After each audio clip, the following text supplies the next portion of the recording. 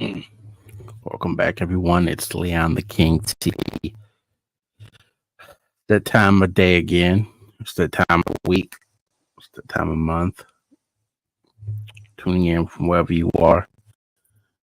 It's the Turn It Up Wrestling Podcast. Turn It Up Wrestling Podcast. And back today talking about some things going on and giving my takes.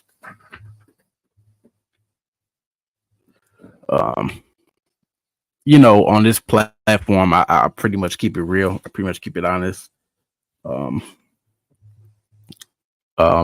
gonna be times where I give my takes on things, and my takes may be different from yours out there who watch. But these are my opinions. I've watched this sport. I watched this industry for years now. And my takes might be different, but that's okay. Everybody's got a different opinion. Everybody has a different take, different viewpoint, standpoint on things, different point of view. So I am starting out with this whole thing. PLEs don't really feel like PLEs anymore.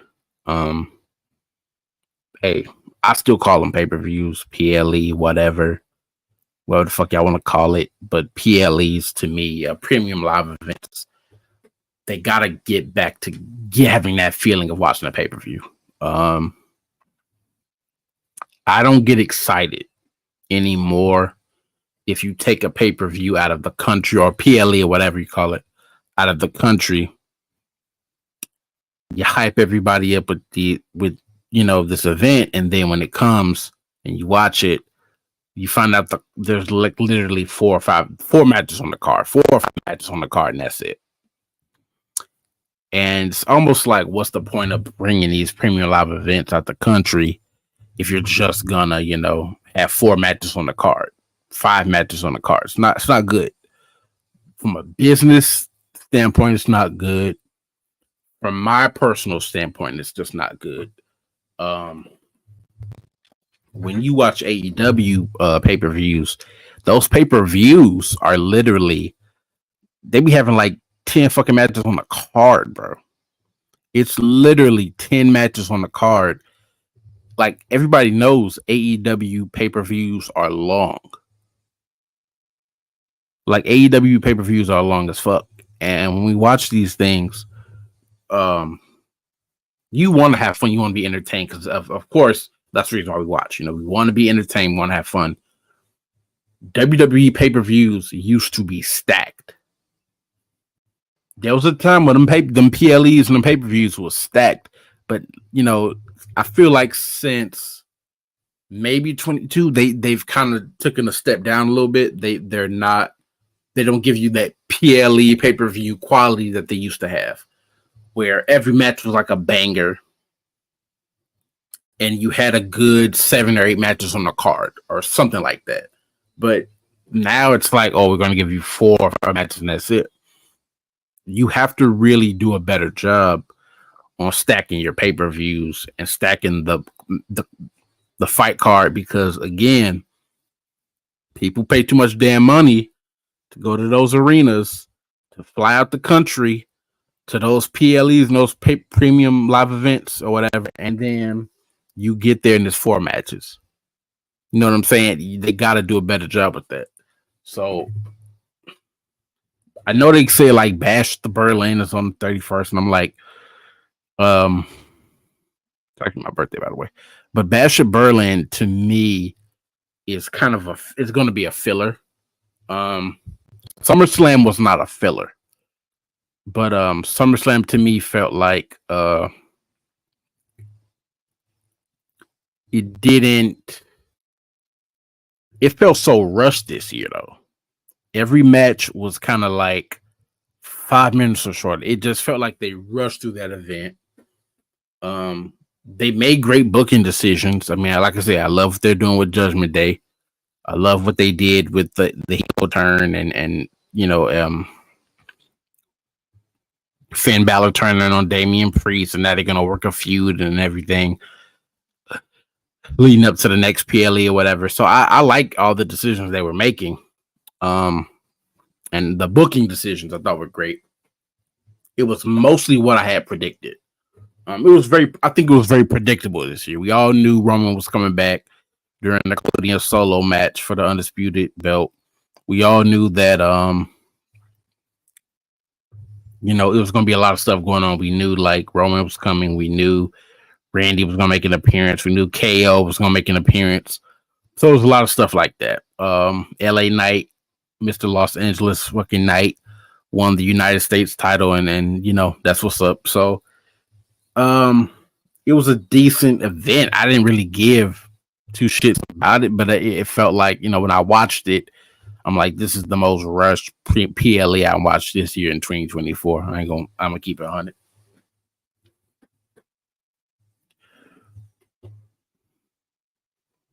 Yeah, this was kind of the most rushed one to me.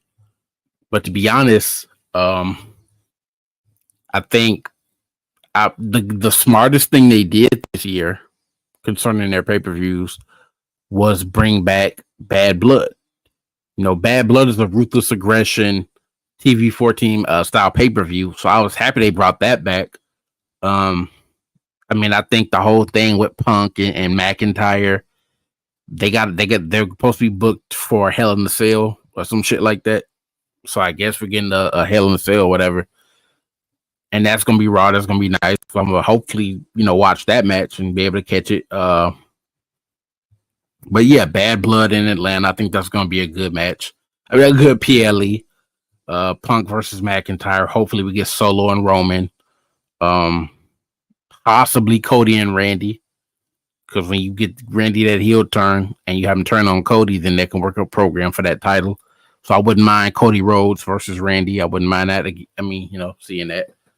So it's a lot of stuff can happen these next couple months leading up to these next two PLEs. But I like where it's been. The shit they doing with Bronson Reed is amazing. I think they're really putting him on a good run right now. Utilizing him, giving that man TV time, and doing something with that man. He's, they're doing something with him, and sneaking Rollins from behind, attacking Rollins from behind. I thought that was great when he attacked Rollins. He went up on top of the rope, did the moonsault like 100 times on top of Rollins. I thought that was fucking great. So they did it. I didn't feel like I needed to see, I didn't need to see them do something with Rollins right away to the point where you got to make them both feud already. I think the attack was fine. And now that Rollins has that injury, I'm believing we probably won't see him to Bad Blood. That's my prediction. Is maybe we won't. That's an early prediction. I think we won't see Rollins back to Bad Blood, and if not Bad Blood, if not, it might be after the PLE. So we'll see. That injury though fucked him up. You know what I'm saying? He, Bronson Reed is a big dude, and I was literally like telling myself, like, yo, I was thinking I was watching Raw like a week ago or whatever. I'm like, it would be awesome. It would be nice if we had Bronson Reed versus Samoa Joe. The Samoan submission machine. That shit would be nice. Bronson versus Samoa Joe. To me, that's a dream match for me right there. I ain't gonna hold you. And speaking of Samoa Joe and this whole thing with AEW and him tag teaming, look, I kind of think I'm gonna keep it real. I think there's not so much left for Joe to do in that promotion, right? There's not really much left for him to do, ever since after the fact he won the world title and Tony Khan booked him as a transitional champion, then there's a lot of things, at that point, I would think Joe is like, hey, I was at the top of the ladder. They brought me down, but I was at the top of the chain. I was at the top of the game, and I was the world champ. And then they took the title off me and made me and tag team me with fucking Hook, who's not interesting at all. And then now it's like, okay, I don't even get another title shot or anything. So I feel like at this point in time, I would not mind seeing Joe sign a contract with E. I wouldn't mind seeing him sign a contract with the WWE because I think I definitely believe he was an H guy. I think he was an H guy for sure. I think he had a hell of a run in NXT. I think he was definitely an H guy. I think H had plans for him. They just did not do it right away. They took their time trying to push him and make him a main event guy. But when Joe got on that main roster in 2017, it was like somewhere between 2017 to the last year he was in WWE, that man should have either won a Royal Rumble or been put on some type of a main event title run or something, or some main event title hunt or whatever. They did not do that. And you didn't put the rocket in his back and let him blast off the way they should have let him. He was main event caliber. He had so much in-ring physicality. He was athletic. I mean, I said it before, Samoa Joe is one of the best Samoan wrestlers in the world. And I know all the Bloodline fans, which including me, because I'm a fan of Solo's Bloodline, they have a faction of great wrestlers. Their family is great wrestlers. But think about it like this. I've been a big follower of Samoa Joe since I discovered him back in like TNA days, you know what I'm saying? Like old school TNA. That Samoa Joe was like,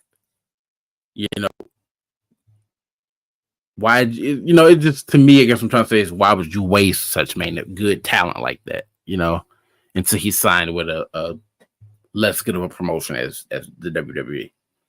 But again, I definitely think we could see Joe sign another contract. I think Joe does come back to E at some point.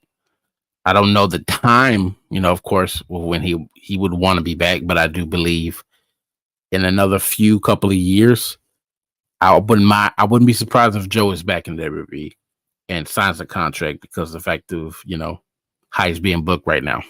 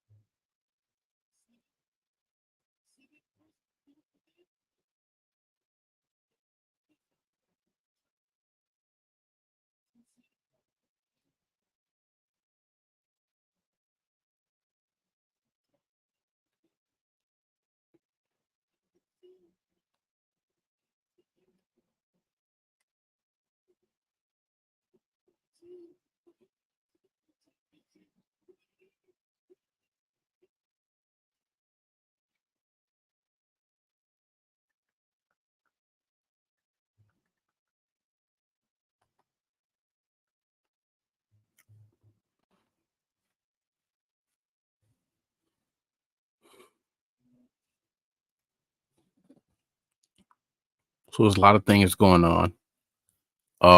We see a lot of shit going on with We kind of saw how like WWE is working with TNA now and everything. Um, One of the things I want to talk about is Joe Hendry is not appealing to me. He might be. I'm not saying he's bad or anything, but I just don't think for me personally, in my opinion, he's worth sitting down watching. I don't think I'm going to sit down and watch uh, and be thrilled watching a Joe Hendry match. Even when he was on NXT or TNA, I'm not going to be interested watching a Joe Hendry match. I'm just not. I don't find him appealing. Um, you know, some people may like him and he's gimmicky and this and that, and they like whatever. For me, it don't work. I'm not gonna sit and watch Joe Hendry. I don't even think he has a 5-star match. Don't even know too much about the guy, but again, from what I hear lately about this big name in the industry called Joe Hendry, I don't think he's. From what I've seen so far, I don't think he's got that kind of it factor where it's like, oh, he gravitates, he pulls my attention. I don't care. I'm that kind of gimmicky shit. That kind of stuff I'm over with now in wrestling. I feel like there's a character and there's a gimmick for everybody. There's an interest for everybody in that industry, and there's a way in that brand and that industry that you appeal to fans and certain people who you gravitate to. Uh, it just doesn't gravitate me. It's not for me. But again, um, I'd put someone like a Matt Riddle over him for in ring ability, from what I saw the other night. But yeah, that's my view. Um, but there's a lot of things. There's a lot of takes that I have about the industry. Um,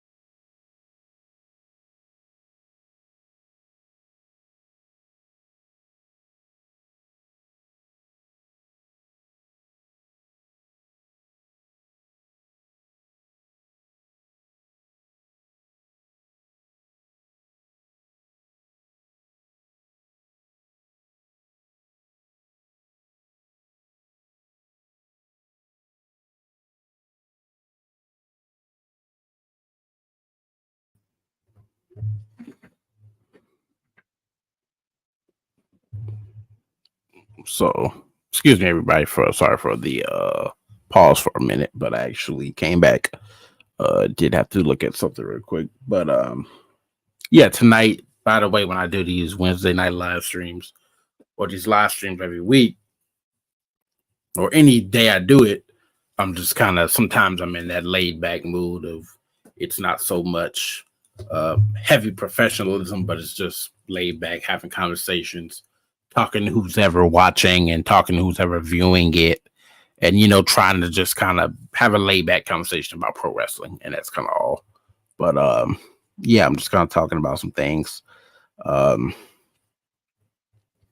it's a lot of stuff going on. We got WWE, we got in New Japan. Uh, I did hear about the release of Bobby Lashley, and I guess he's, from what I hear, rumor has it, he's kind of going back into the mixed martial arts thing, but I think he's trying to get back into more so like boxing. He wants to do that. I think he has some experience for kickboxing. I think he did some things with MMA and Bellator, stuff like that. But he wants to kind of get back into the what is it? He wants to get into the boxing industry. So I said, okay, let's see. Bobby's a big dude. I think he can go in that industry. He can do it. I think I'm seriously like I think if you put Bobby in a boxing ring with somebody, it'd be pretty interesting. I would watch a Lashley fight because I think the guy's fucking underrated. He's underrated. He's good. He can go. I would buy a ticket to go see a Lashley fight. The man is that good, so I want to see it. If that's the industry he goes into, that's the sport he does. I want to watch it. I think he'd make a difference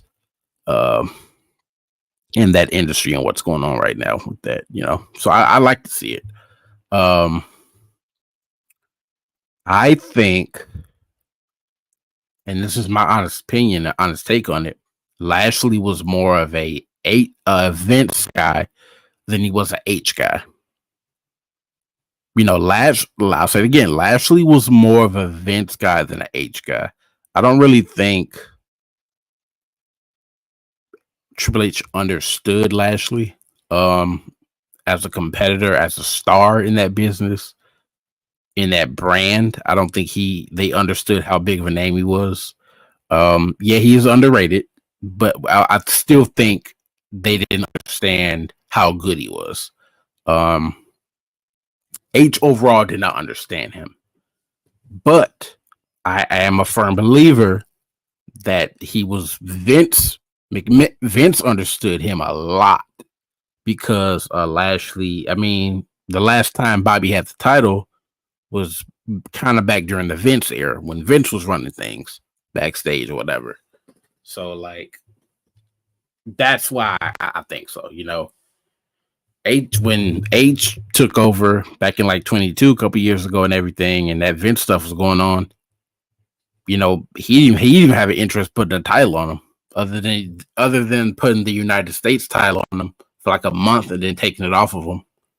So, to be honest, I don't think Triple H understood a damn thing about Bobby Lashley.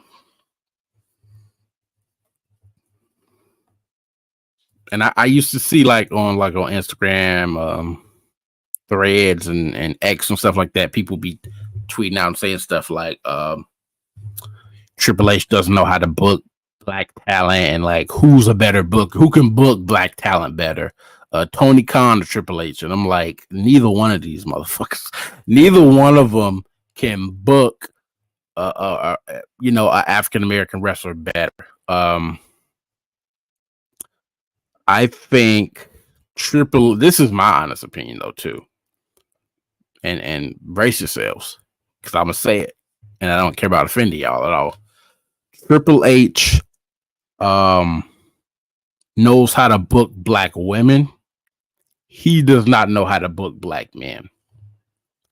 I'm just being honest. Like Triple H don't know how to fucking book black men. He knows how to book black women 100%. I think he's great with that. I don't think Triple H knows how to book black men. No. What did you do with Bobby Lashley? What did you do with Angelo Dawkins? What did you do with Montez Ford? These guys can go. What did you do with Xavier Woods? What did you do with well, right now he about to do some good with Xavier Woods. I'll get to that in a minute. That'll be the last thing I talk about. But what did you do with Kingston?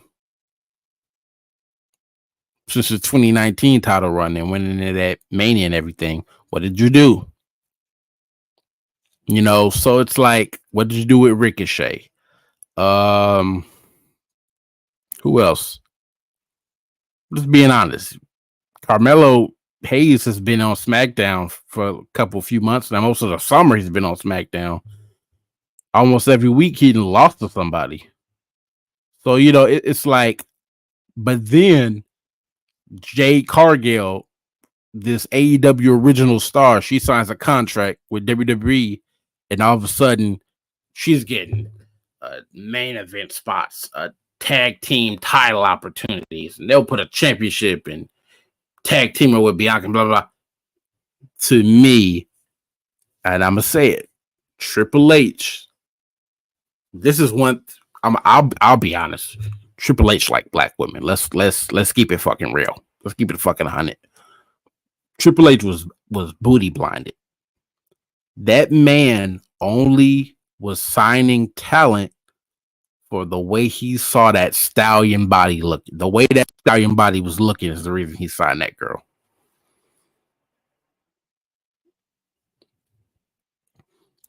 Now, on the other side of things, if you are a black man in WWE, you can wrestle as good as you want in that ring.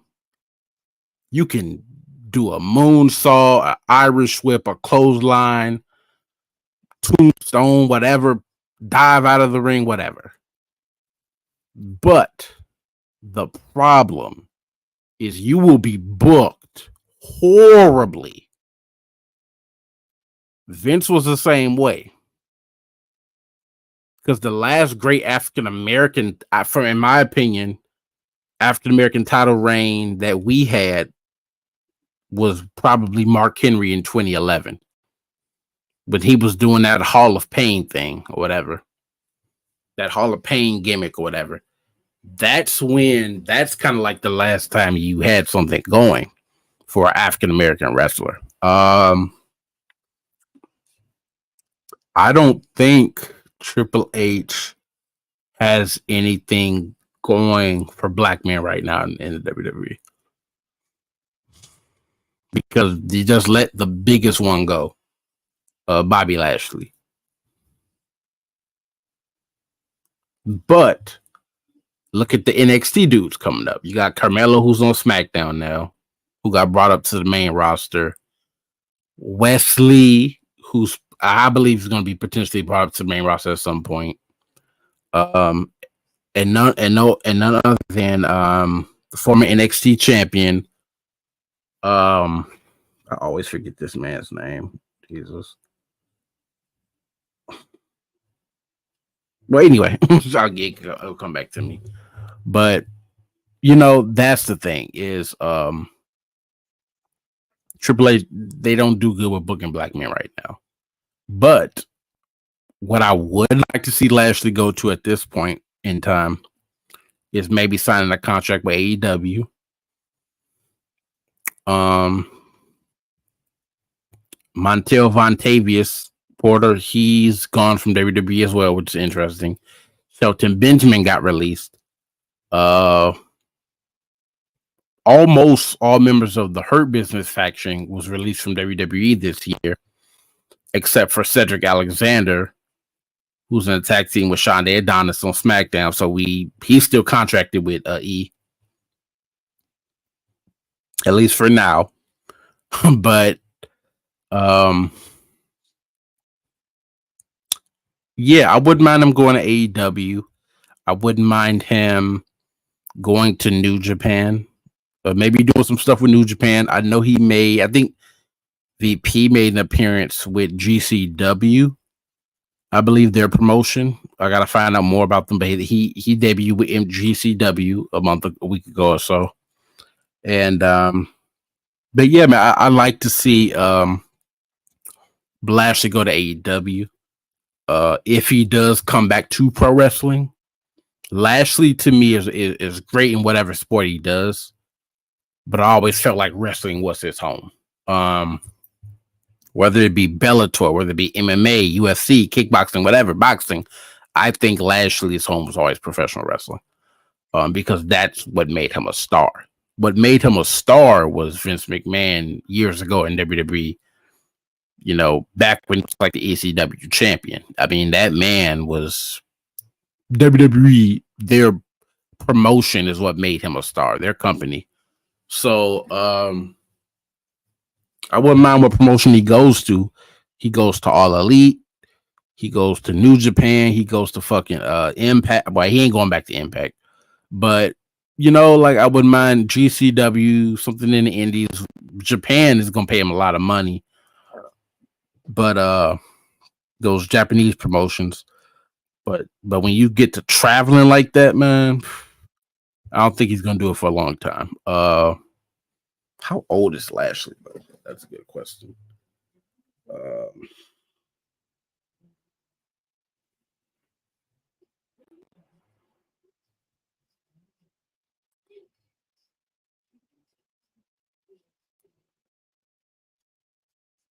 Lashley is 48. Wow. You know, I will say a faction that I wouldn't mind seeing is you get the Hurt Business back, except for Cedric Alexander. You know, you get MVP, Lashley, Shelton Benjamin, and then you throw Moose in there. Now you have a faction.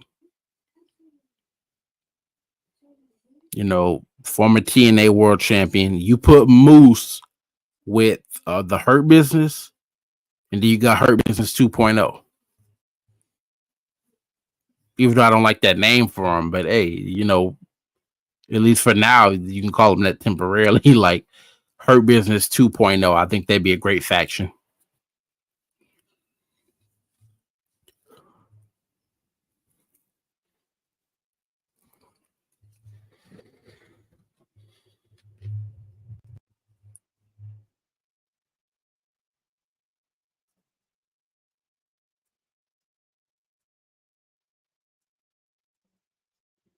AEW is wasting Mercedes' run. It is terrible. It is awful. It's like I wouldn't even mind if you kept the TBS belt on fucking Willow Nightingale right now because you knew how good she was. But then you put it on a woman who's probably gonna, when she loses the belt, she's gonna cry and walk out of the promotion like she did with WWE a couple years ago. So my whole thing is, and this isn't a knock or hate or anything, but it's just this title run that they're trying to say she's like on Jade Cargill level. She's not there right now. This title run is ass. This title run is not good. She's been on a promotion. She debuted back at, I think it was Big Business in March. And ever since then, you don't even barely book the woman in any matches. This woman has not even had a 5-star match. The last 5-star match Monet has had was back in 2021, or better yet, 2016. When she was in that fucking Hell in a Cell with Charlotte. That was the last time we've gotten an excellent 5-star Monet match. We don't even we name the last time you recently saw a 5-star Mercedes Varnado match. We haven't. We ain't got it. I ain't seen it. We have not gotten a 5-star match from her in a long time. And okay, you put the TBS title on there. You put the what belt was that from that promotion? You put the AAA Luchador belt on her, which she's got that. She's got 2 belts right now. So I just kind of am not seeing the interest in her being this big deal right now. She's money in the wrestling industry. She's one of the best female wrestlers in women's wrestling today. Yes. I don't see her having like a great title run right now for that division. I don't think, and I've said in the past, I'm not really big on AEW's women's division right now. I think they got they got some good ladies who wrestle in that promotion, but I don't think like she's onto something right now. It's not good. Because plus AEW owns Ring of Honor, and you got to think about the people who are on that roster. Because Ring of Honor has some good wrestling too. ROH, but it's just half the women in that division they don't even fucking book. We don't even see them. So I don't know. It's and I'm not saying like WWE's women's division is way better, because I think they got a lot of shit going on too where that's not good as well. They got to step up their division as well. But to me, it's just not a great time in women's wrestling right now. It's not a great time currently. From my point of view, I see it right now. From what I've watched lately, it's not in a good place right now. Maybe they got to sign some new talent. Maybe got to call up some people, maybe create some new stars. I don't know. To me, it is terrible. You're putting a title on a woman who barely wrestles every week. It's bad. We don't see her wrestle on Collision. You don't see her wrestle on Dynamite since she's debuted. You don't even see her wrestle on a Rampage. On a 1-hour show on a Friday night, you don't see her wrestle. So I don't know. It's like Tony Khan is an idiot. Like, you have to really think about how not smart he is when it comes to booking that promotion. He's kind of a poor booker. He's not. I don't even think he deserves Booker of the Year. I think he's bad when it comes to booking matches. I think his promotion has no storylines. His promotion has no order. And his promotions ran poorly. That's my opinion on it. All Elite is letting the Young Bucks run wild and cause shenanigans. And they got some irresponsible ass EVPs in that promotion. But yeah, he let the inmates run the asylum.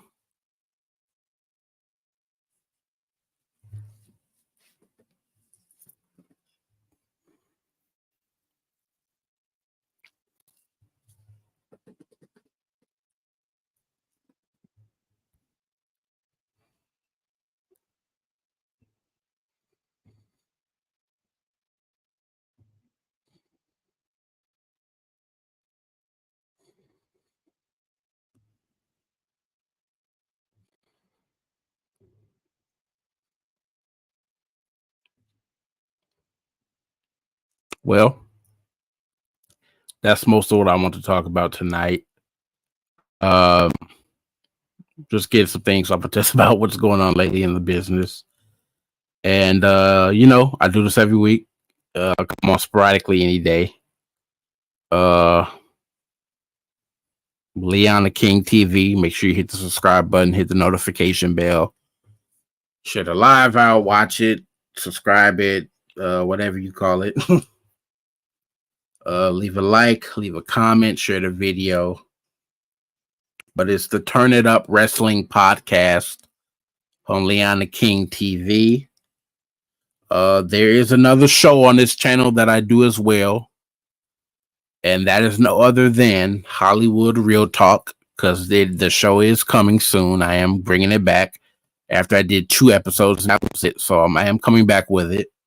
I was on a little hiatus, but I'm bringing it back, giving my honest opinions and views, and we're gonna talk some things. We're gonna expose some truth, and some things gonna get exposed, some things is gonna get said, and we're not gonna be quiet about it. We're not gonna do no more gummy bear stuff. We're gonna tell it like it is, and that's how I like to roll. And this is my personal journey.